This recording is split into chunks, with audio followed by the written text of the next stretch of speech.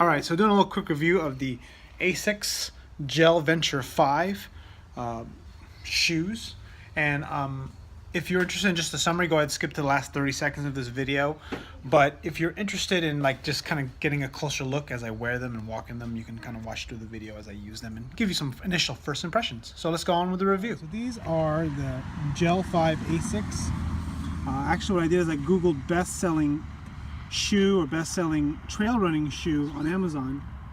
Now, one of the things about these trail shoes, they're called trail shoes, but the problem with when you want trail shoes, what you really want is you want something that's waterproof, and from what I've read in the reviews, it's not waterproof. One thing I will tell you that I just bought that I like about these is I got the 12E, or is it size 12 E5 or E2? There'll be a picture coming up, you'll see in a moment. And what that does is it makes it so that the shoe is wider. This is my first time buying a shoe that has a specific width, and it really is a big difference.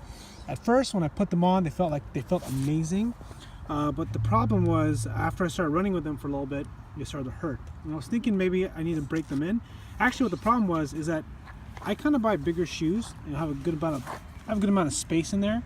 And one of the things is that if I'm not tight enough, if these are not tight enough, my foot's not going to be in the right spot. So what's going to happen is I'm going to be all the way back here, and I think these edges here will press on the side of my feet. So I just got these. I literally just got these in. So far I really like them. We're gonna find out tomorrow when I go on like a longer hike. I'm gonna go to the Lafayette Reservoir. They're hanging on pretty good. I'm gonna tie them very tight and give you a little mini review at the end of this long walk we're gonna do. All right, so we're going on a little walk here, trying out these shoes. And so far they feel amazing. Because you know why? Because they are wider shoes. E2. The thing I don't like about these shoes is that they have a very high heel raise, I guess you call it, heel drop, 10 millimeters.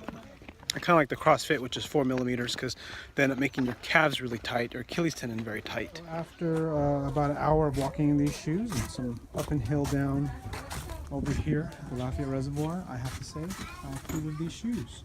I'll talk a little bit more about them in the next clip here, but I just thought I'd make a quick note.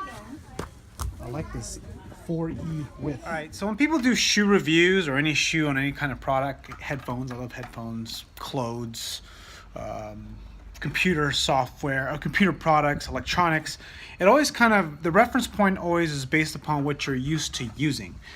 So for example, if you're used to wearing like minimalist shoes and you start to use very more cushioned shoes, it's going to be a different experience. Vice versa, if you're using very cushioned shoes and you go down to like, you know, like these Vibrams 5 fingers that I have on right now, it's going to be a different experience. So I'm going to try to give you sort of my experience so you get a better idea of a buying decision if you should buy these shoes, and just some of my opinions about them.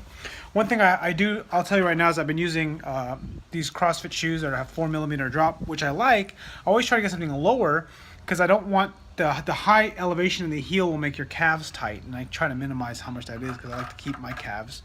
I already have tight calves, and it's going to mess up with my knees. The one thing I do like about these is that they're very cushioned. I haven't used it like a very the cool thing is that because it's not like an Olympic lifting shoe where there's a high heel raise, but because there's a higher raise in the heel, it just makes it so that there's like it's just more support. You know what I mean? Like when you squat, after you have tight ankles, you can actually keep your heels on the ground, or you keep more solid footing, which is kind of nice. Another thing I like about them is that they're just a really good quality build. I mean, what it comes down to is really the bang for the buck. I'm not the type of person that wants to buy $129. I don't buy $130 shoes, okay? I'll buy shoes that are, I care about how they look, but I just want them to be kind of plain. They don't stand out. I don't like weird colors.